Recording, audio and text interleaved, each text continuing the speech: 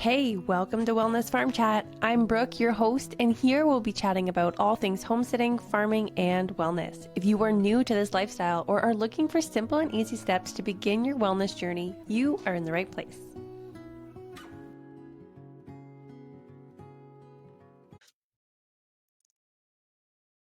Hello and welcome if you are new, and if you've been here before, I am doing a lot more guests in the next few months. And today we have our first guest, which is Brittney Gibson. And she is also a podcaster and has her own show.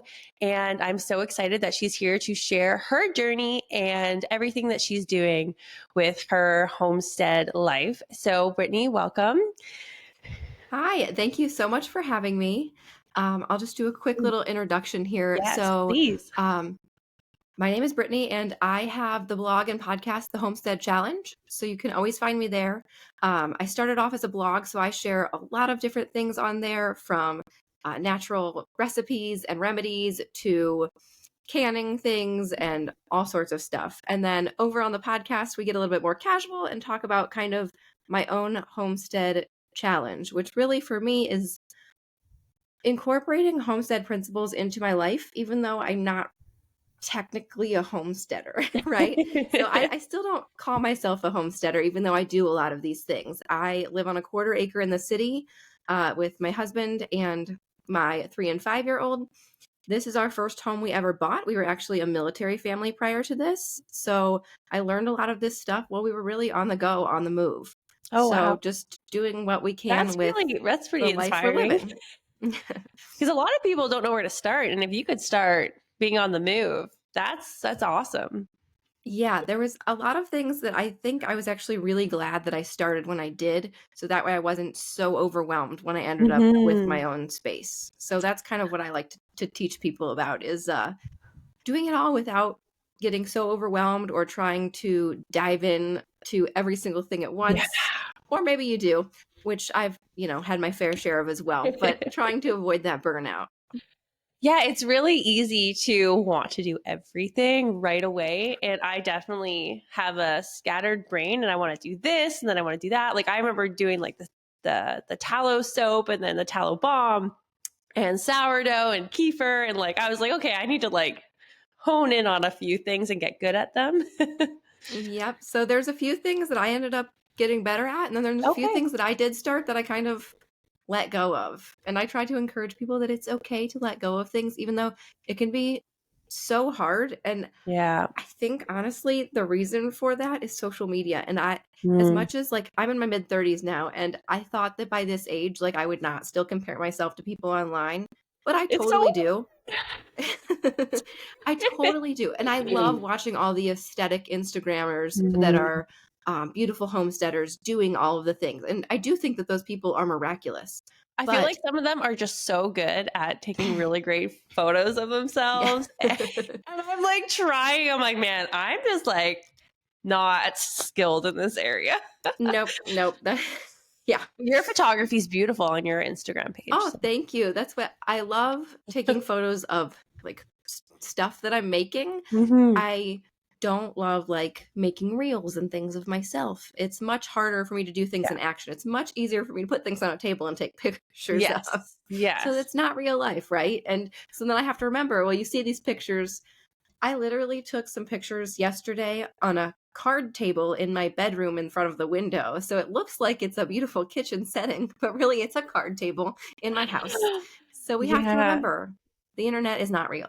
Yes, it's so true. Yeah. Oh, what you're doing is great. I'm still like, oh man, still learning. There's so much learning, and I see so many apps on how to do really good reels and all this stuff, and I'm like, man, I don't have the time to invest in that and then continue with this lifestyle.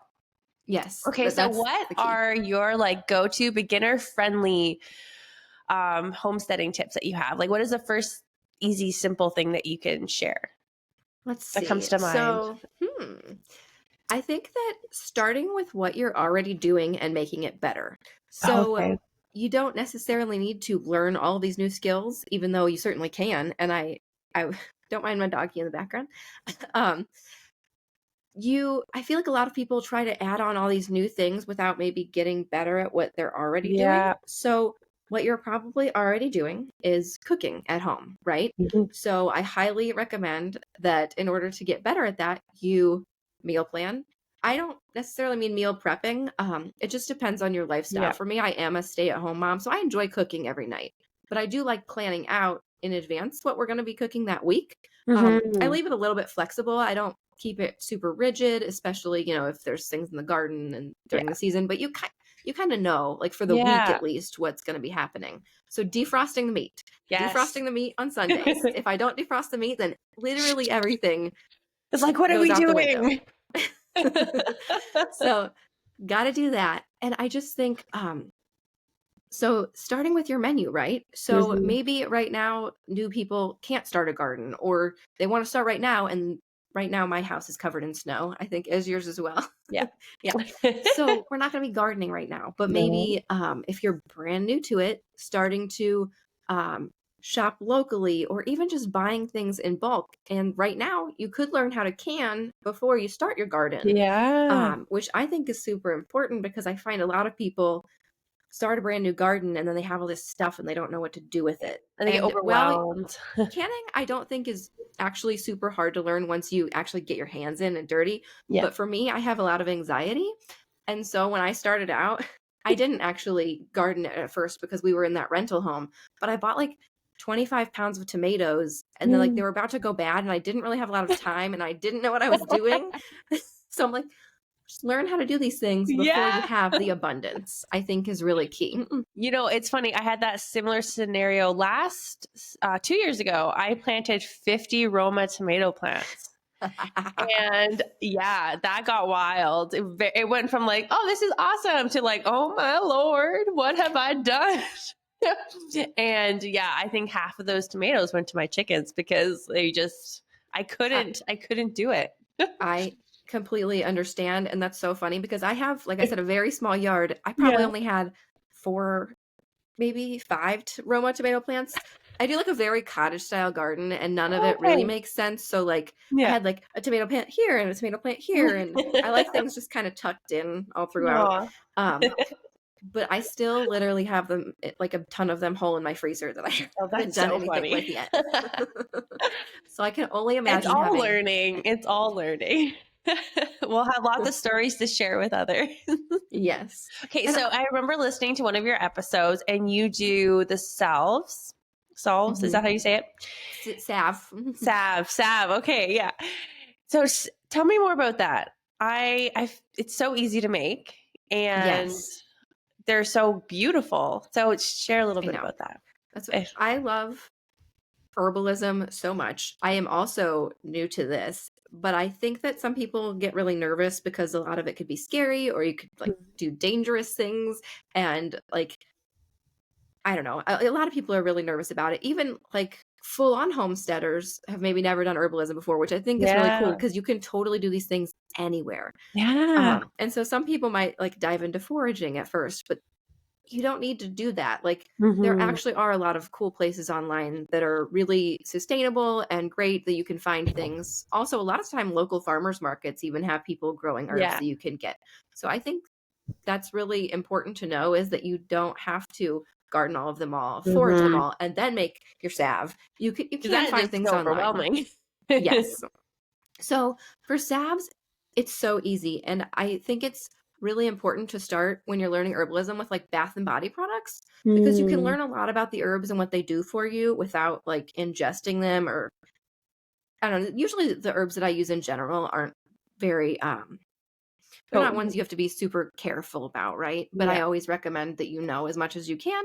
But starting with bath and body products, you're probably not really going to screw it up unless maybe you have like an allergic skin reaction to something. But that's usually, for the most part, not, the Yeah. end of the world, depending.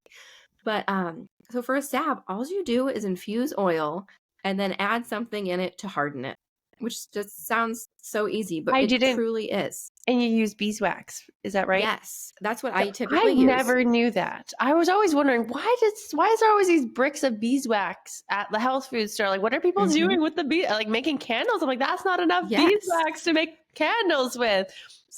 So typically alls I do is, if we're gonna infuse an oil, I like to use dried. There are a couple different plants that you would wanna use fresh for, but it's pretty rare, and if you're starting out, don't worry about it. Use dried. Um, Typically, it's gonna be half of a mason jar, a pint jar full of the dried herb, and then just fill it to the top with your essential oil. You want it dried because the water can create moisture, and then you'll get mold, which we don't Yes. want. That's No. why there are a few things you can do wet, like not wet, fresh. Yeah. But you would want to wilt them first if you are using fresh, Okay. which just means leaving them out for 24 hours to kind of Yeah. get as much moisture off as possible. I usually let mine sit for 6 weeks, but honestly, I have kind of given up perfection as I've That's been a a long mother, time. and I forget about them a lot. So sometimes they sit for a lot longer than that. Oh, longer. I try to put them in my calendar, right? Like So, yeah. that day. But if I don't, then they just sit until I remember about them. And Yeah, as like, long oh, I as have a few days or a few Mhm. hours this week. I Yeah, I can. always have like some kind of concoction hanging out that I forget about. But then you just I have several different recipes online, but you usually just add like a tablespoon of beeswax and melt it all together Only over a like a double tablespoon. boiler. Okay. Yeah, the beeswax can get really hard. So if you're doing Okay. like a lip balm, you might want more. A salve is more like it would be more of like a you want like a Vaseline texture, like kind of Okay. Yeah. like smushy. Yeah. But sometimes I put too much in and they can It's get a hard harder. too. And there's also ways to make it. Some people don't use beeswax, like vegan. I know there probably not a lot of vegans following here for the homesteading Oh, yeah, I content, don't think but you so. can use shea butter as well instead of Okay. beeswax, and cocoa butter. Cocoa butter. So Okay. that could Oh, all be good to used as know. well. And I have a lip balm recipe that uses those too. They're also Oh, fun because okay. those both smell really good. Oh, nice. I love But the for the smell of most part, beeswax. yeah, for the most part, I just use beeswax. So I made tallow balm a couple Mm, months ago, and my jars had moisture in the bottom when I put the tallow in, and everything got moldy. that's And so awful. I know. And I was just like, why is it turning black? Like, I cleaned the jar so good. I followed a recipe, and it was all ruined. I'm so And sorry. so I know it was heartbreaking, but I'm like, it was my first time ever making it. And yeah, it was a learning curve for sure. And then I just made some more yesterday or 2 days ago. And I'm like, make sure these jars are like dry because I don't want to waste it. And I use like Yes. really nice essential oils, and that's such a waste. And it breaks my heart. Yep. Yeah. Yeah, there's always a learning curve, and there's definitely always a lot of things that you know, end up in the trash unexpectedly. I've had plenty of Yeah. that. Are you doing sourdough? So, I recently threw my sourdough in the trash. Oh, okay. But So it's not I did too. because it was fine. I don't love baking. So there are so many people, like, if you feel like if you're a homesteader, you have to do the baking, right? Yeah. I've never liked baking. I don't like baking Mm, cupcakes. I don't like baking no. cookies. So baking bread just really isn't my thing. Mhm. I want to probably start baking just regular bread again. I'll probably revive my sourdough starter at some point. Yeah. Usually when I used it, I was making a lot of sourdough discard recipes and that Oh, kind of okay. thing. But honestly, for the holiday season when things were busy and because I don't really Don't bake have my the own stuff, time. I just kept like discarding it all the time. And I went through like probably an entire 5-pound bag of flour just feeding it and doing nothing with it. I'm like, okay, this gotta go. Yeah. Like, no. I mean, I know there's ways you can keep up your sourdough by just leaving it in the fridge. I haven't had great luck with that. I've Mine had some died in the mold. fridge. Yeah, Mine I've did had die in some the fridge. mold doing that. It just depends. So, yeah, at Yeah. this stage right now, I have given up my sourdough, Good for but you. It's you okay. know, You don't feel, yeah. I had my fourth baby, and at the end of the pregnancy there, I was really trying to practice using a more whole grain flour, and it was just not working. yeah, And then I got disheartened. And then I'm like, I'm gonna put you away for a bit. I got 3 little kids and I'm pregnant. I just need a break. And then it died, and I was kind of like relieved. And I'm like, the pressure was off. And then I'm like, I started diving into nourishing traditions, and they say like be mm, careful with all the flour and processed sugar and how it turns into sugar in your bloodstream, and it's not great for breast milk. So I'm like, well, maybe I should be cutting back on bread. So then we completely cut back, and I'm like, well, I don't need to be eating a loaf of bread every other day. right. So we've really cut back on carbs. and I have no need. So when we do want a loaf of bread, I'll just go to the bakery and buy a sourdough loaf that's all organic ingredients, and it's beautiful. And it's every time I cut it open, I'm like, oh, I'm so jealous right now. Right. Like, oh, one day, but we don't really eat No. that much bread anymore. Yeah, So no, I absolutely love that because people are like always make if you do the sourdough, then you kind of have to keep using it, right? So you yeah. are eating a ton of bread. I ended up getting a really good deal on a bread maker, so I just decided I might try to not perfect, but get a little bit better Practice. just making regular bread. And I think that Yeah. that's where a lot of people want to start sourdough and they've never made bread before. And I think that Oh, you should try to make bread before you start sourdough. yeah, If there's for anybody sure. listening who haven't, because I didn't grow up learning any of this stuff at all. Like zero, I'm talking zero cooking growing up. So Wow. when I was going into sourdough, I started it off and I'm like, I don't even know what bread's supposed to look like. Like, I have no idea what I'm doing here. And I think that's where a lot of people get Yeah. overwhelmed. There's a lot of different types of bread that you can make if you want to just experiment with what you have before Mhm. getting into sourdough if you're nervous about it. Like, Yeah. I have a recipe for Irish soda bread, even with sourdough or without. But it's really easy to make if you're doing Okay. things without I've sourdough. never even So heard of Irish bread. Irish soda bread. It's like, Irish soda bread. Okay. yeah, it's just like it's almost like a desserty kind of bread. Okay. Okay, Yeah. cool. Okay. We do a lot of scones and like biscuits and stuff, Mm. but yeah. Okay, so what are a lot of misconceptions that some people might have about being kind of, I guess, not really a homesteader, but like homesteading things like gardening? I don't know. You can't have chickens, right? I cannot have chickens where I live. So Okay. So there's there's a been lot of like city, misconceptions with all yeah. this stuff. So share a little bit what people might have misconceptions about your lifestyle. Yeah, well, for me in general, a lot of people just assume that I have like a farm or something like that, and I I definitely did. don't. I totally was Yeah. like looking at your stuff. I'm like, it's so beautiful. It looks so farmy. Nope. Totally live in the city. I don't even at first I was calling it in the suburbs, but then I'm like thinking about it and I'm like, I'm not really even in the suburbs. I am in the city. But when you say city, people think that you're like in a big city with like And like a skyscrapers, condo but or something. no. I'm in town, I guess would be a better way to say it. But so a lot of people think that, you know, I'm doing all these things. But then if you say urban homesteader, then you kind of get the vision of I don't have any grass and it's just like you have like the raised beds all over and Yeah. which I guess that's like a dream. But I also have kids that like to run around. So I keep a lot of grass still. It is what it is. Yeah.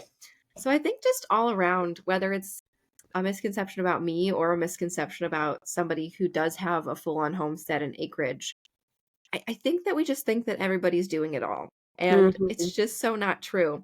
And it's so fun because I've kind of created this community online with my podcast and whatnot. And there are people that have chickens and all of these things, and they're doing many things that you might consider more homesteady than what I'm doing. Yeah. But then they've never canned before, or they've Mhm. never done something with herbs before or foraged. And so it's so fun that they can teach me things and I can teach them things. Yeah. And it doesn't really matter where you're living. No. Like right now, I don't even have a garden anymore. Like we just moved a year ago, and I'm like, this spring we're not getting a garden because we now have more property and we're doing more livestock, and I just don't have the energy to do that when we have like calves being born and like Yeah. puppies and chickens and like doing all these like chicks and stuff and ducks. Like it's not a priority. And in my other place, we didn't have as much land, so it was like chickens and gardens. Now it's like cows and chickens, and Yeah, we do meat birds and that turkeys. that's a big deal. Like, that's a huge deal. Yeah, Yeah. it is a lot to like get your cow pregnant and do AI, Oh, and it's like a oh whole my new gosh. world. And I'm like nervous. I'm Yeah. like, oh my goodness. We're like watching videos how to turn a calf when they're inside and they're stuck and like yeah, it's a whole new world. But I do miss my greenhouse. Like, do you have a Oh, greenhouse? I don't have a greenhouse. So we moved Okay. in last year and there was no garden whatsoever. Yeah. So I just did what I could. Yeah. My husband's still kind of in the military. He's in the guard. So he was gone for like training for like 3 months all Okay. during when I was building this garden. So I was like out there with the kiddos doing like grass Oh, removal and all this yeah. stuff and Good for you. without like proper equipment. And Your back gets sore. so between finances and my lack of building skills. We're not there yet, but we'll get there eventually. You will. Yeah, my husband does all the labor and I supervise. So I let him know, I'm like, you're doing great, babe. And I bring him like water and drinks and I make a lot of cappuccinos and lattes for him. And he's just like working. Yeah, but I mean, you also have your hands full with lots of babies and things, so there's a Yes. lot to consider. And Yeah. no, I would have totally just assumed that you had garden and all the things and were Yeah. baking just we just assume these things about people, which is Yeah. so crazy that we do that, but we all do it. Yeah, we all do it. Okay, so next question here. I have a few more. Okay, so how has homesteading impacted or not homesteading, this holistic lifestyle impacted your family's health and wellness? So how is, herbalism for you? Yeah. So I feel like it's better in a lot of ways. I feel like because we are in the city and also my kiddos do go to preschool, so Okay, we're so bringing they get home sick. lots of things. I do feel like when we all get sick, we get less sick than our peers. Okay, So yeah. we're still getting sick. That's a part of life, especially if you're around a lot of people. It's not a miracle. Like herbalism isn't some miracle thing where we're never getting sick. But there are certain things that I feel like because of the food and because of um, learning to do things maybe like at home a little bit before having to go to the doctor, which I'm still a fan of modern medicine, but we like to kind of supplement at home and do what we can here before, before going to the doctor. So I feel like overall we are healthier. It's hard to say because I kind of started this lifestyle Do you have like off. any like remedies or things that you like to use first? Like if there's a fever Yeah. or a cold coming on or you notice a cough? Yeah. So number one thing so funny about like fevers and natural medicine. Like So I actually like as I've learned more about it, now I'm like, I don't want to say I'm a fan of the fever, but like I know more now that I actually want to have like the fever because it's fighting the illness. So the Yeah. fever is what's fighting the illness. And a lot of people kind of get that wrong. They're still like, what herbs can I use to lower a fever? Which is important if you get to a certain point, right? You don't want to have, I'm not diagnosing anything here. I'm not going to give medical advice. That is not my wheelhouse. But to a certain point, you do want to keep that fever and try to let it do its job because that's what it's doing in your body, right? But I do have some tinctures and things that I've made on hand in case it does get out of hand. Yeah. But also, we have Tylenol just in case, right? Like I do too. We still have. I don't take it really, but we have it. I think mine expires like every couple of years and I have to throw it out when I go through it. I'm like, oh, we never use this. It's expired. It probably doesn't really expire, honestly. You're right. All the preservatives. But I would say my number one used herb is echinacea, which I love so much because literally, like, especially being in the city, a lot of people have like wildflower gardens. It's literally everywhere. It's everywhere. And no one knows that you can use it for all these things, which I think is so funny and so cool though, that it's all over and it's so easy to grow. Even if you don't have a garden, I'm sure you could go out and sprinkle in the grass some echinacea seeds and you'll have echinacea. But I love to use that for if we are in a time when we have like a flu, cold and fever. I use it most for the kids in the form of a tea. They do not drink tea, by the way, because a lot of people are like, how are you getting your kids to drink this? They do not. I put it in a medicine syringe and just put it in the back of their throat that way. Okay. I know that like I love to watch and they don't cough like, it up and like act like they're dying. If I give them a tincture, that has happened. But for the teas, usually we're okay. And sometimes I'll mix something with peppermint. It's like easier to go down a little bit. But I will give that to them that way. I take echinacea for myself in the form of a tincture because it's easier. Typically, if I'm having like a throat thing, I'll put it directly in my throat. Yeah. So I had a friend bring over echinacea tincture when I had mastitis really bad. Oh. And that was going to help with the fever and the chills. And it got out of hand, my mastitis. So I actually did have to go to antibiotics for that. But it did work for a little bit. And it was pretty strong and I was just chugging it because I was horrible. Like dying. I was dying. Tinctures, I don't love taking them. I make them and I use them for all different kinds, but I don't love taking them still. But I think the key to herbs is that if you're used to taking regular medicine versus herbs, it's just taking them like a lot. So like Yeah. if I have like I had strep throat, I don't if you have strep throat, go to the doctor. But Yeah. but but I have treated my strep throat at home. And it's like taking herbs via tincture like every 30 minutes all day long, which is Yeah. ridiculous. It sounds like Yeah. I probably don't take it that much, even though you're supposed to. It's probably more like every hour, but and just like a couple drops at a time. Yeah. So it's a lot different Yeah. than, just taking medicine and hoping it works all day. Hmm. Yeah. I know. I think with the mastitis, I was supposed to drink a lot. And I was just like, I don't even care at this point. I'm like in so much pain. It was like the fever and body aches. And I'm just like, I'll do whatever I'm supposed to do to I get better. I had it once and I Yeah. feel your pain. It was like Oh, the it worst was thing ever. I so thought bad. I was gonna die. Okay, so do you have any favorite natural remedies, like just crunchy practices that have become a staple in your home? Yeah. So besides the echinacea, let's see. Honestly, I want to say right now my favorite thing to do is skincare. So Okay, cool. I started like a I used to be like total makeup girly back in the day, which is so funny because now I just wear Yeah. like very basic makeup. Yeah. But then I like got really into skincare, and then Yeah. as I moved towards natural living, I bought natural skincare, which is great, but Mhm. also really expensive. Like really expensive. I started off with Yeah. like True Botanicals, which are great. And then I Okay. used smaller companies. Highly recommend, by the way. I have a friend, Faithful Family Farmer, and she makes Okay. all of her own skincare, and it's ozonated, really cool. But it is still expensive, and we are on a budget over here. So I Mhm. started making my own face serums, and it's my favorite thing right now. I have And been and you making them now for probably just like 6 months, but the price difference is Mhm. insane, and Yeah. I've had really good luck with it. Oh, that's So so cool. So what do you yeah, put? What's like the basic ingredients in a face serum? Because I buy a honestly, glow serum from mm, another small farm, yeah. family company. And yeah, tell me about yours that you Yeah, use. so I typically use whole herbs. So I don't use essential oils really. Okay. Sometimes, but not for skincare. Usually if I'm using essential oils, it's going to be for Yeah. like candle making or like Okay. diffusing. But I don't put any in my stuff that I'm putting on myself. So I usually just pick an herb. I just did violets. I also usually Okay. use calendula, which is one of my favorites. I It's very remember you healing. talking about that one. Yeah. So I typically infuse that.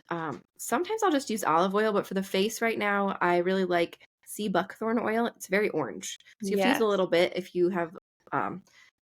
Right now, I look really washed out, but I'm a little bit darker toned. So it's okay. But if you're like fair My skinned, lighting use. makes me look very tanned right now. Yeah, mine makes me look pretty pale. But sea buckthorn oil will turn you a little bit orange if you're super pale. So watch out for that. Okay. So Um, funny.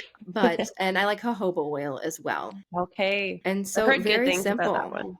Yes. So I just do jojoba oil, sea buckthorn oil. I infuse it with an herb and then usually add a little bit of vitamin E oil, which is Okay. just a preservative. It helps it stay better Mm. for like a year. But I Okay. I usually use it didn't up even know before that. then. Hmm. Oh, cool. That's awesome. Yeah, because I want to start making more skincare stuff because it is so expensive. Yeah. But makeup, like my husband's always like, you don't need to wear makeup. But I'm like, I still want to wear some makeup. Yeah. And so I do buy it. But I mean, I want to say my tallow bombs that I've been purchasing are more expensive than my makeup. Hmm. And I feel like tallow, I could easily make that. It sounds And like you have the resources there. yeah, so I'm like maybe if I won't feel as bad purchasing some little like the organic foundation and Mhm. mascara and a little bit. I wear like a little glitter, and it's Yeah.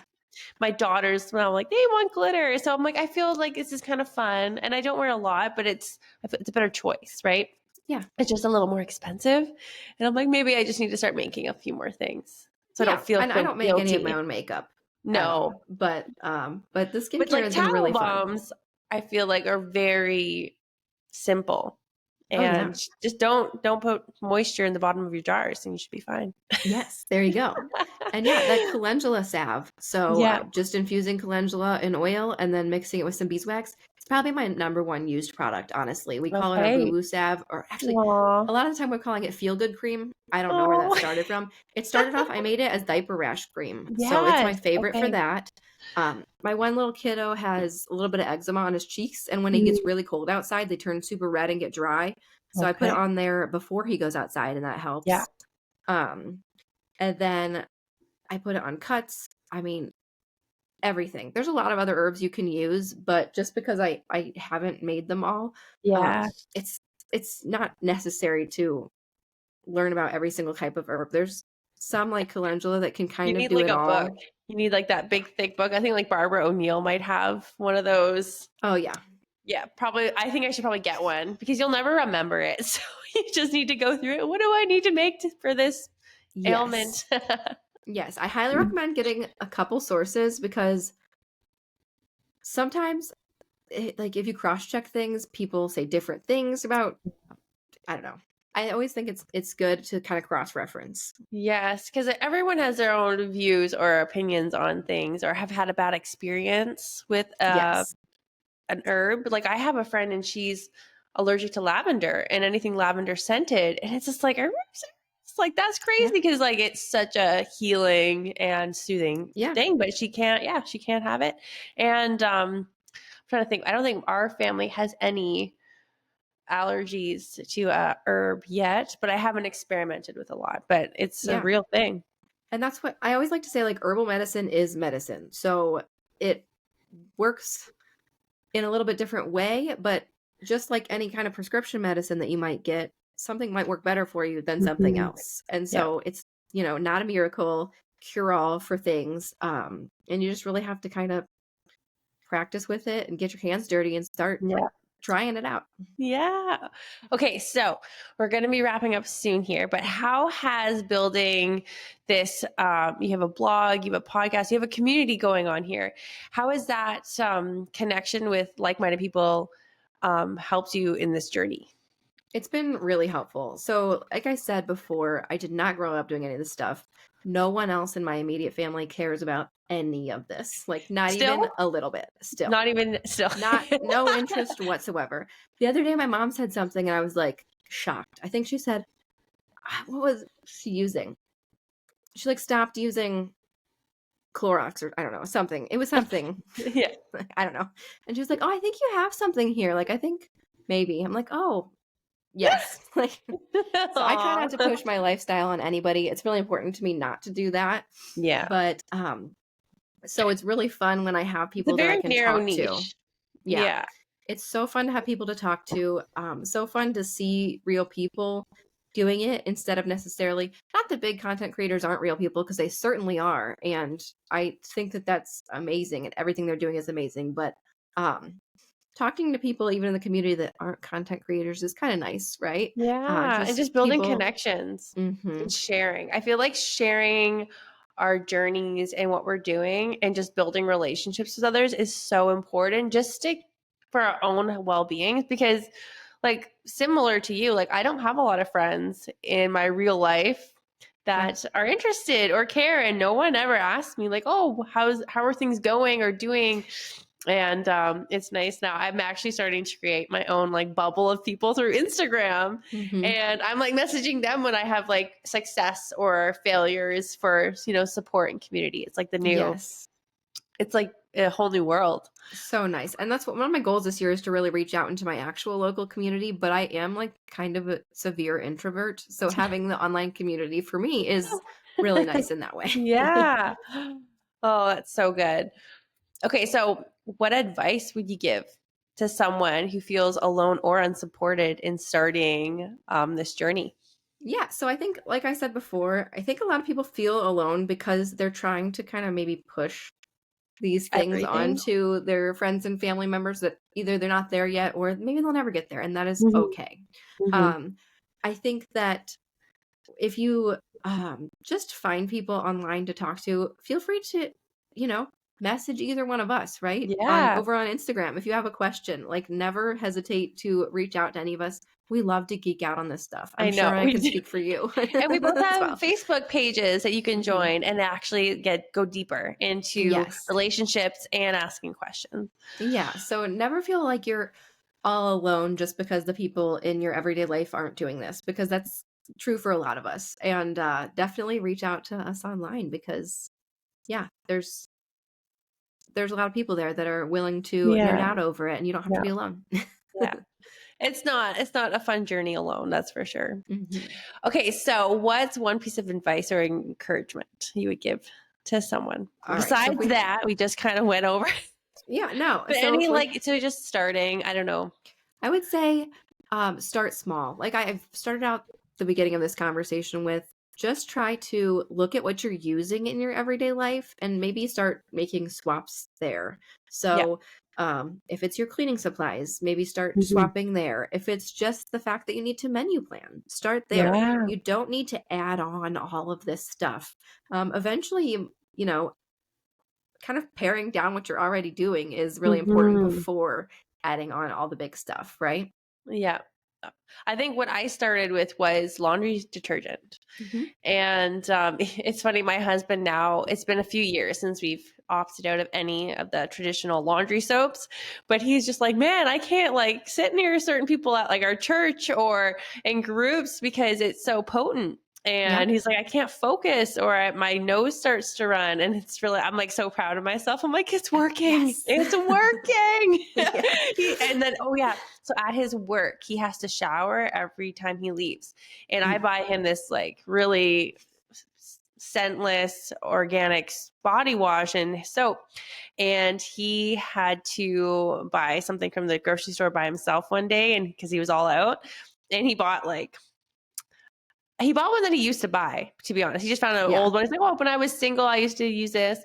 And he comes home, he's like, Brooke, you need to go and get me your soap that you buy because I can't shower because it's so strong now. My Yeah. eyes are watering. And I'm like, yes, it's working. All this That's the effort. best.